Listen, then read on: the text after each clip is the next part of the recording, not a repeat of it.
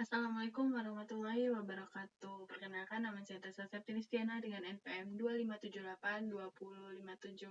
Kali ini saya akan membahas tentang modul 7, yaitu pengalian Ethernet atau Ethernet. Kita akan membahas tentang Ethernet. Nah, sebelum itu, tahu nggak sih kita itu belajar Ethernet itu buat apa? Nah, karena Ethernet itu kan sebuah teknologi LAN yang paling banyak digunakan di dunia kita ini. Nah, kita juga bisa memahami cara kerja Ethernet, struktur pembingkaian datanya, dan gimana sih pengalaman dilakukan sangat penting bagi yang ingin membangun, mengelola, dan mengamankan sebuah jaringan komputer.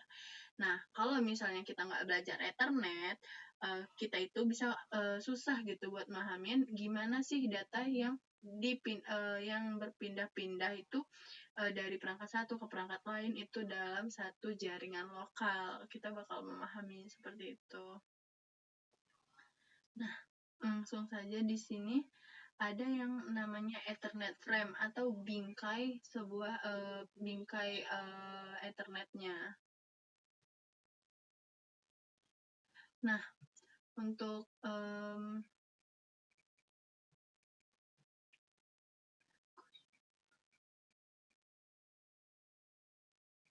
Nah, di sini kita bisa tahu nih, apa sih Ethernet itu? Ethernet itu salah satu dari dua teknologi LAN yang digunakan pada saat ini. Yang lainnya itu ada LAN nirkabel atau WLAN, atau Ethernet menggunakan juga komunikasi kabel, misalnya kayak kabel twisted pair atau tautan serat optik ataupun kabel koaksial seperti itu. Nah, ini nih standar Ethernet itu dari IEEE 802.2 dan 802.3. Nah, di sini ada bandwidth-nya ada 10 Mbps dari 10 sampai 100.000 Mbps atau 100 Gbps seperti itu. Nah, ini ya, Ethernet itu ada yang namanya Ethernet itu juga ada yang namanya modal OSI atau OSI layer. Nah, di sini ada OSI layer yaitu aplikasi presentation,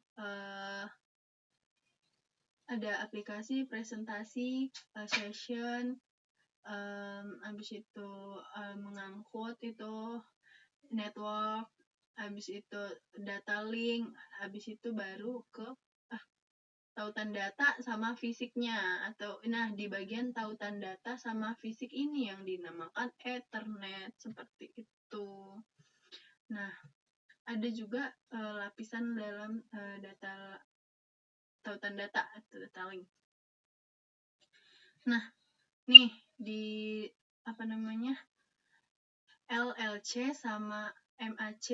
LLC itu nih ada yang namanya komunikasi antar perangkat lunak jaringan di lapisan atas dan perangkat keras di lapisan bawah. Sedangkan MAC itu dari perangkat keras dan bertanggung jawab atas enkapsulasi data yang kontrol ke medianya seperti itu. Ini ya ada contoh-contohnya. Nah, tadi MAC.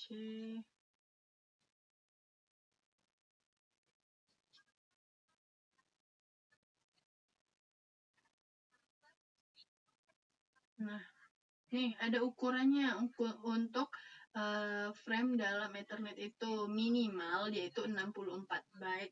Terus maksimalnya 1518 byte. Jadi ada ketentuannya untuk pembingkaiannya ya. Nih ada catatan, ukuran frame itu mungkin lebih besar jika persyaratan tambahannya itu disertakan.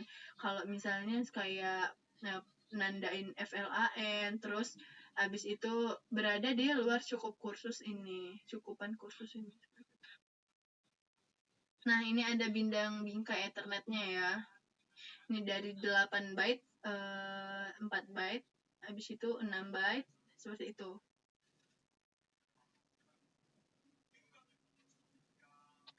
Setelah itu, kita akan membahas yang namanya Ethernet MAC address, alamat MAC address-nya. Nah, di sini alamat MAC address itu ada juga yang heksadesimal ya.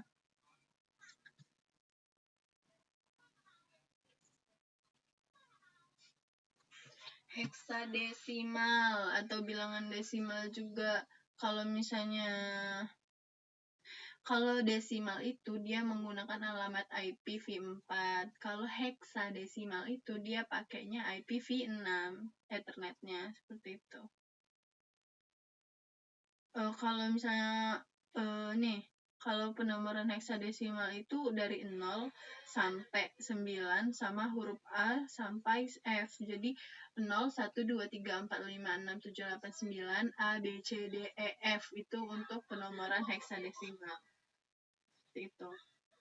Nih, kalau desimal kan cuman sampai 15 nih ya. Kalau biner dia itu sampai 11, 11, 1, 1, 1, 1. Kalau heksadesimal dari 0 sampai F seperti itu. Itu untuk ini binernya. Oke, untuk alamatnya itu setiap perangkatnya itu terhubung ke media yang sama dan digunakan bersamaan untuk LAN Ethernet itu. Seperti itu ya.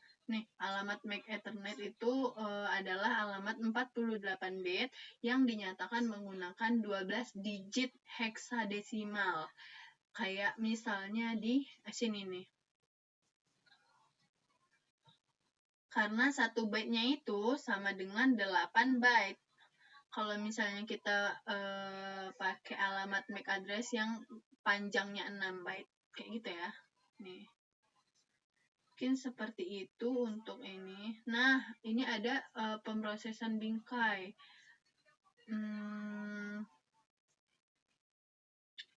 Nih, pada proses ini tuh PC modern sama NIC itu kemungkinannya itu buat ngubah alamat MAC address-nya itu lewat perangkat lunak.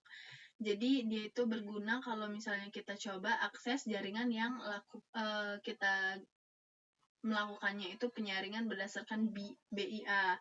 Nah, jadi akibatnya itu penyaringan atau pengendalian lalu lintasnya itu berdasarkan alamat MAC address-nya itu tidak lagi sama sebelumnya. Nih, ada 2 ya untuk alamatnya, yaitu alamat MAC sumber sama alamat MAC tujuan. Kalau misalnya MAC sumber itu alamat MAC dari NIC ke perangkat sumber. Kalau misalnya tujuan itu dari perangkat dari alamat MAC terus ke NIC perangkat tujuan gitu. Jadi itulah. Oke. Nih, ada beberapa alamat untuk MAC address itu ya. Ada alamat unicast, siaran, sama multicast. Kalau alamat unicast itu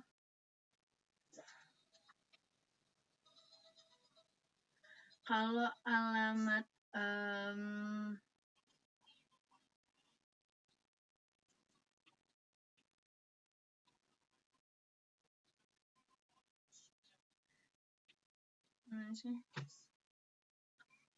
kalau alamat MAC itu alamat MAC unicast itu alamat unik yang digunakan ketika sebuah frame misalnya dikirim dari satu perangkat ke perangkat tujuan.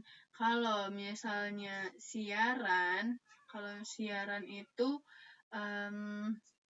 dia diterima dari proses setiap perangkatan di LAN Ethernet. Kalau sedangkan untuk multicast itu dia diterima dari proses oleh sekelompokan perangkat pada LAN Ethernet yang termasuk ke dalam grup multicast yang sama, seperti itu. Ada fitur-fiturnya.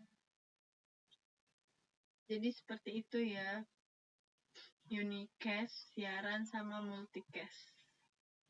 Nah, sekarang kita akan bahas tentang MAC address tabel MAC address. Di sini ada dasar-dasar switch-nya. Switch itu kan nih, switch Ethernet layer 2, dia itu pakai alamat MAC layer 2 buat keputusan penerusannya. Nih, switch Ethernet itu memeriksa tabel alamat MAC-nya untuk membuat keputusan penerusan untuk setiap frame. Jadi tidak seperti hub Ethernet lama yang mengulang bit ke semua port kecuali port masuk. Kayak gambar di dalam ini ya. Ada tabel alamat MAC, ada pelabuhan alamat MAC-nya juga. Seperti itu. Tabel alamat MAC ini kan masih kosong. Switch-nya kosong. Nih, seperti itu. Ini sepertinya tuh memfilterkan bingkai. Nah, kalau filter bingkai ini, kalau misalnya switch menerima frame dari berbagai perangkat, switch itu bakal mengisi tabel alamat MAC-nya dengan memeriksa alamat MAC sumber dari setiap frame. Jadi seperti itu ya. Ada gambar-gambarnya nih untuk bisa dimengerti lah. Nah, habis itu kita bakal ke 7.4. Sebelumnya maaf ya. Nah, di sini ada kecepatan switch dan metode penerusannya pada switch Cisco.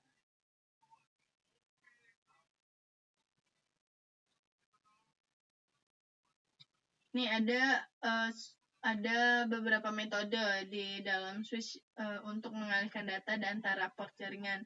Yang pertama itu ada pengalihan dengan sistem dan terstruktur. Yang kedua itu adalah potong tembus. Kalau misalnya simpan dan struktur itu, dia menerima seluruh frame dan menghitung CRC-nya. Habis itu, kalau misalnya potong tembus itu, dia menggunakan metode penerusan frame dari sebelum seluruhnya diterima. Seperti kalau misalnya yang tadi menerima seluruh frame terus dihitung menggunakan CRC, kalau yang potong tembus itu diterimanya meneruskan framenya itu sebelum seluruhnya diterima. Seperti itu. Ada pengalihan langsung. Nah, misalnya kalau pengalihan langsung ini switch-nya itu hanya menyangga sebagian frame untuk membaca alamat MAC tujuan sehingga dapat menentukan ke port mana sih dia data tersebut harus diteruskan. Itu kalau untuk pengalihan langsungnya. Jadi dia itu sanggahnya dulu sebagai frame, baru dia baca alamatnya untuk menentukan tujuan mau kemana sih MAC address MAC-nya itu switch-nya itu frame-nya itu bakal kemana gitu.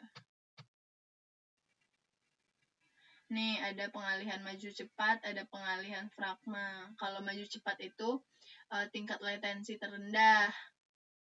Kalau misalnya pengalihan tanpa fragma itu switch-nya nyimpan 64 byte pertama dari frame sebelum meneruskannya. Pokoknya seperti itu ya. Nah, ada juga buffering memori pada switch. Teknik buffering itu dia itu gimana ya? Untuk menyimpan frame sebelum meneruskannya. Jadi frame-nya itu disimpan dulu, habis itu baru diteruskan. Jadi buffering juga itu bisa digunakan ketika port tujuan sedang sibuk karena kemacetan. Jadi kalau misalnya ada macet atau kesibukan yang numpuk gitu, buffering itu bisa bisa juga kerja gitu. Oke, seperti itu. Di sini ada pengaturan duplex dan kecepatan. Nih, ada dua jenis pengaturan duplex. Yang pertama full duplex, yang kedua ada half duplex. Kalau full duplex itu, kedua ujung koneksinya kita kirim dan terima data secara bersamaan. Jadi, ada dua data yang mau kita kirim dan yang mau kita terima. Jadi, kalau misalnya kita mau bersamaan itu, kita bisa pakai full duplex. Kalau half duplex itu satu-satu, misalnya hanya ujung koneksi yang dapat mengirim dan data satu waktu. Jadi nggak bisa bersamaan. Kalau misalnya yang satu mau ngirim, yang satunya itu harus nunggu sampai dulu baru kita bisa ngirim lagi gitu.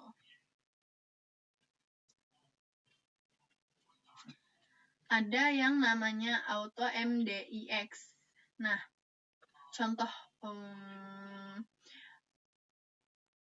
ini itu koneksi yang perangkatnya itu memerlukan penggunaan kabel crossover atau strike through. Jadi dia itu nggak bisa terkoneksi kalau nggak misalnya pakai kabel cross ataupun strike.